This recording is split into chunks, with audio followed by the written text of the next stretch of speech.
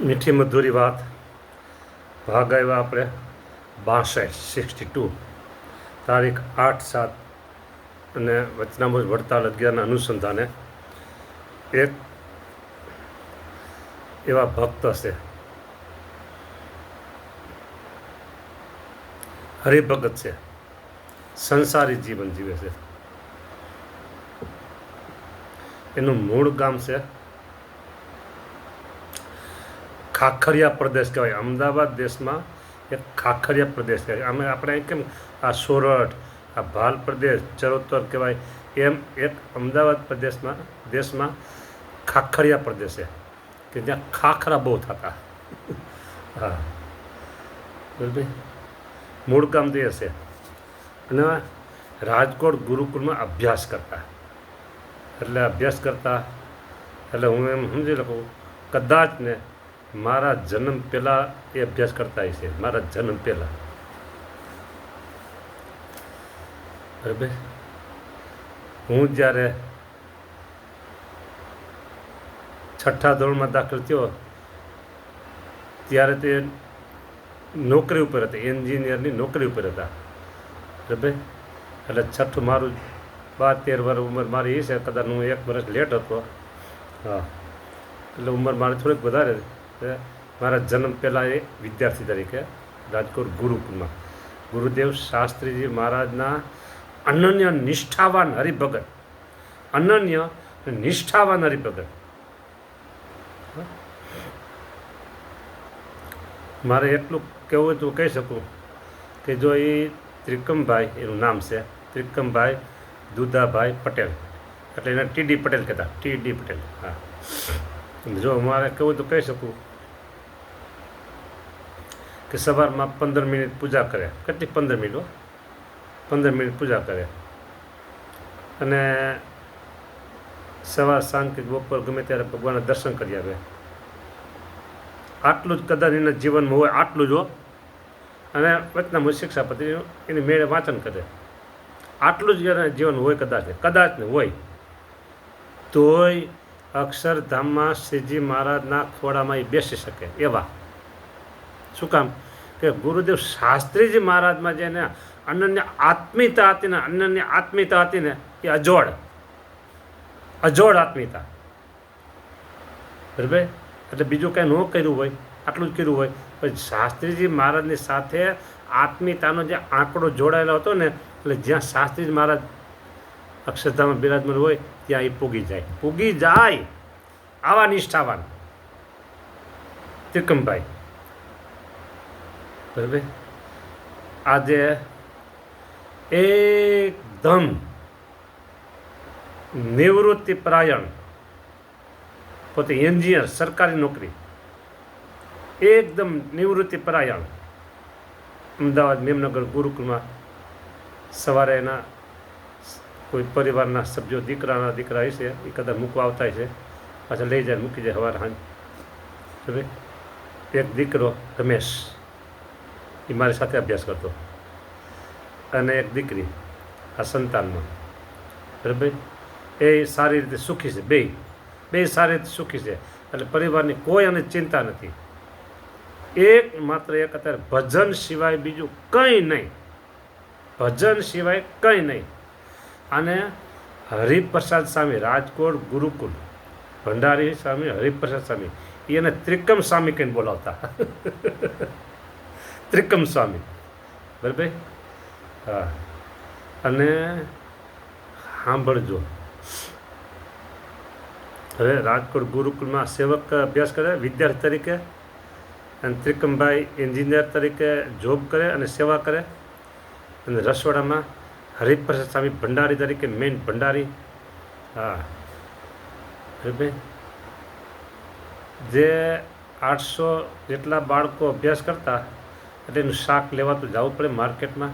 તેથી ગુરુકુળમાં કોઈ એવા વાહન વ્યવહારની વ્યવસ્થા નહોતી.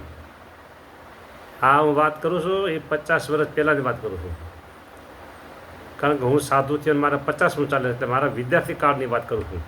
તેથી ગુરુકુળમાં માલ સામાન લેવા માટે ગાડીની કોઈ વ્યવસ્થા હતી નહીં. ગાડી વાહન કોઈ હતા જ નહીં બીજા કોઈ. બરાબર. તો સવારે સાંભળજો, સવારે વહેલા ઉઠવાનું. અને રાજકોટની અંદર જ્યુબિલી શાક માર્કેટ,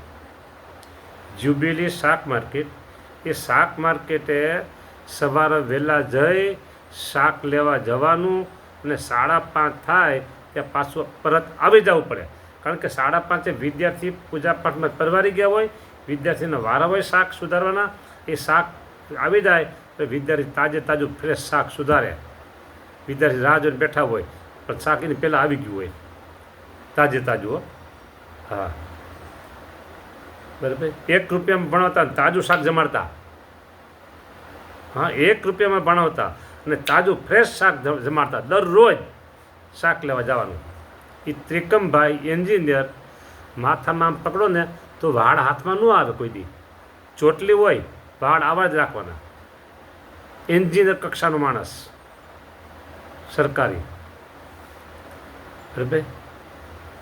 જીવન ત્યારથી માંડીને આજ સુધીનું જીવન. હરિપ્રસાદ સ્વામી કોઈને એ સ્વામી કે ન બોલાવે. હરિપ્રસાદ સ્વામી કે જેવા તેવા નહોતા. એ ખરા સમર્થ સંત હતા. બરાબર. ને ખોટા વખાણ એની પાસે ન થાય કાંઈ. એ સ્વામી કંઈ બોલાવતા, ત્રિકમ સ્વામી. અને મારે ત્રિકમભાઈની સાથે ઘણા વર્ષો રહેવાનું થયું. હા, બરાબર. સાધુ થયા પહેલાં એની સાથે રહેવાનું થયું. હા, રાજકોટ ગુરુકુલની અંદર પ્રાથમિક શાળા જે છે અત્યારે હાલમાં તો કઈ સ્કૂલ કહેવાતી મને ખબર નથી કે બધું પરિવર્તન થઈ ગયું.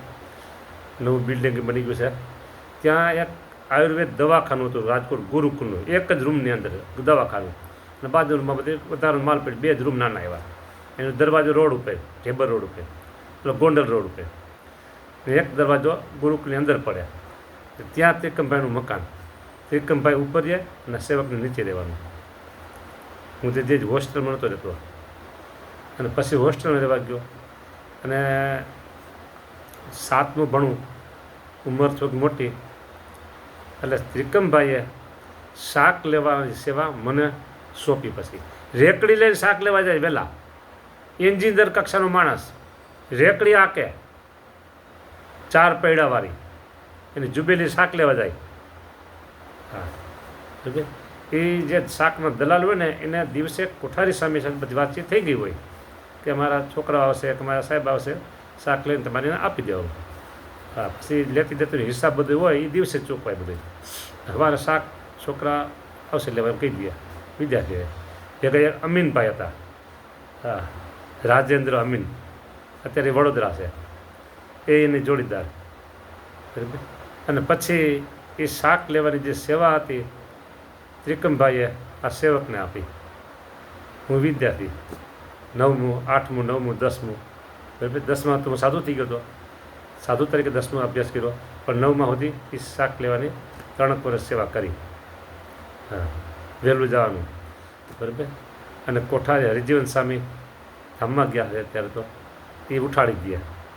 3, 3:30 સુમારે ઉઠાડી દે. હા, ઉઠાડી દે. હા, અને પછી શાક લેવા જાવ રેકડી લઈ. ત્રિકમભાઈની વાત ચાલે છે. સાધુ જેવું જીવન, સરકારી કર્મચારી, 1 પૈસાની એને લાંચ લેવાની ઘણી બધી તકો આવતી હતી, પણ 1 પૈસાની લાંચ એને કોઈ દી લીધી નથી. પરિણામે સાથેના જે એના કર્મચારી કે શું કહેવાય, જે એને કક્ષાના જે બધા હોય એન્જિનિયરો, એ લાંચ લેતા હોય અને આ લાંચ ન લે એટલે કાવા દાવા કરી અને એની વારંવાર બદલી કરાવતા લોકો. રાજકોટથી બદલી કરે, અમરેલીને નહીં ખાઈને ત્યાં આવું જીવન જીવવાનું. બરાબર. પછી સંતોથી જુદા પડી ગયા. સંતો પાસે, ગુરુદેવ પાસે, શાસ્ત્રી મહારાજ પાસે, પુરાણી સાહેબ પાસે, જોગી સાહેબ પાસે અને અન્ય સંતો પાસે બધા સંસ્કારો લીધેલા એના જીવનમાં. અને બાળપણથી એના જન્મથી સ્વામિનારાયણ સંપ્રદાયના સંસ્કારો હતા. અને આ પછી શાસ્ત્રી મહારાજના યોગમાં એવા અને અમરેલી ગયા તો સત્સંગનો રંગ એવો ને એવો, એમ નહીં, ચડતો રંગ. સાંભળજો, ચડતો રંગ ક્યારે તમને કહું. ત્યાંય લાંચ તો ન લેતા એટલે બીજા જે અધિકારીઓ સાથેના અધિકારીઓ એણે એની બદલી કરાવી અને કેન્દ્ર શાસિત પ્રદેશમાંથી એને મોકલા. કેન્દ્ર શાસિત પ્રદેશમાં દૂર દૂર નાખી દીધા એને. બરાબર.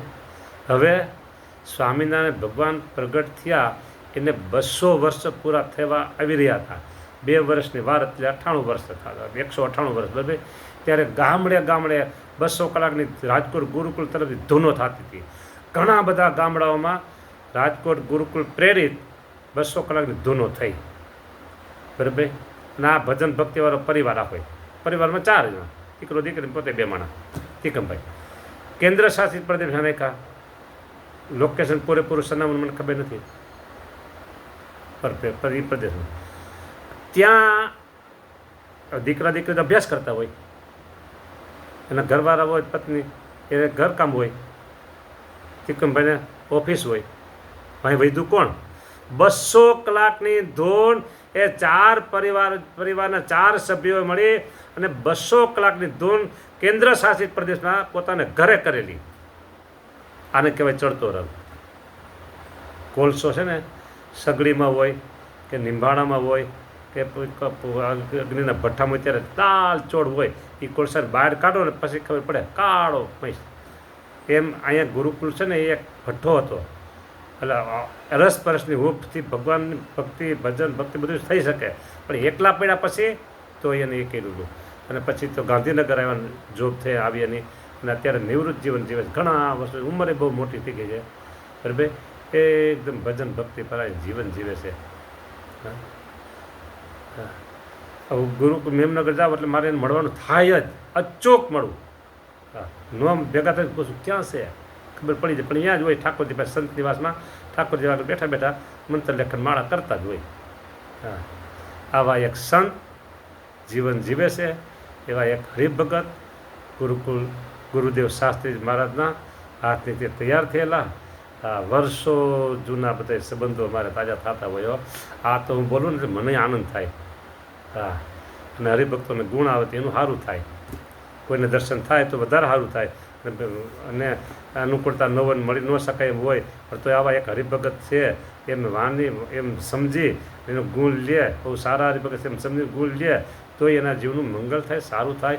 એટલા માટે આ બધી મેં એક હરિભગતના ગુણો. આવા તો સંપ્રદાયમાં ઘણા હશે, આપણે ના નથી પડતા. એક જ છે એમ નથી મારે કહેવું. આ તો સંપ્રદાય મોટો છે.